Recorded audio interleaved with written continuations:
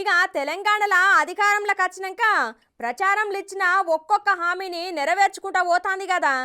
ఇక దాంట్లోనే భాగంగా రైతులకు శుభవార్త చెప్పనికే సమయం కోసం చూస్తుందంట నుల్లా కాంగ్రెస్ సర్కారు.